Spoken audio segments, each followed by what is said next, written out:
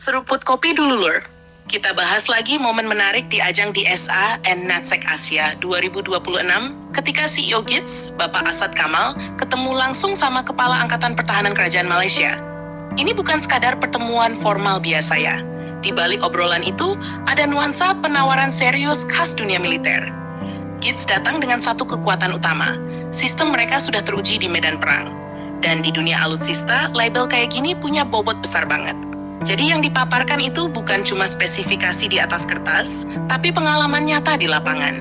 Mulai dari bagaimana sistem itu bekerja dalam tekanan, seberapa efektif menghadapi ancaman modern, sampai kemampuan adaptasinya di berbagai kondisi tempur.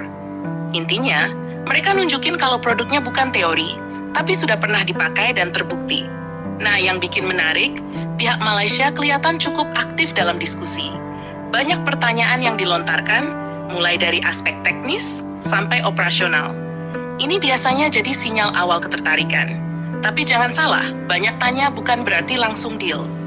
Dalam pengadaan militer, prosesnya panjang dan kompleks. Malaysia pasti bakal lihat banyak hal. Apakah sistem ini cocok dengan kebutuhan mereka, bisa terintegrasi dengan alutsista yang sudah ada, dan tentu saja soal biaya.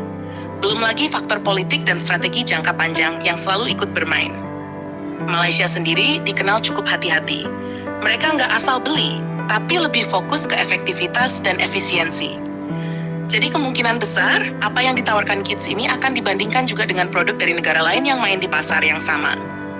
Dari sisi GITS, kehadiran mereka di pameran ini jelas bagian dari strategi ekspansi. Asia Tenggara lagi jadi target besar karena banyak negara di kawasan ini sedang meningkatkan kekuatan militernya. Tapi tantangannya juga nggak kecil, karena persaingan antar produsen makin ketat. Makanya pendekatan yang dipakai GITS cukup jelas. Tampilkan bukti nyata, bangun komunikasi langsung dengan pejabat militer, dan yakinkan bahwa sistem mereka bisa jadi solusi praktis di lapangan. Kalau dilihat lebih luas, interaksi ini juga nunjukin perubahan pola di kawasan.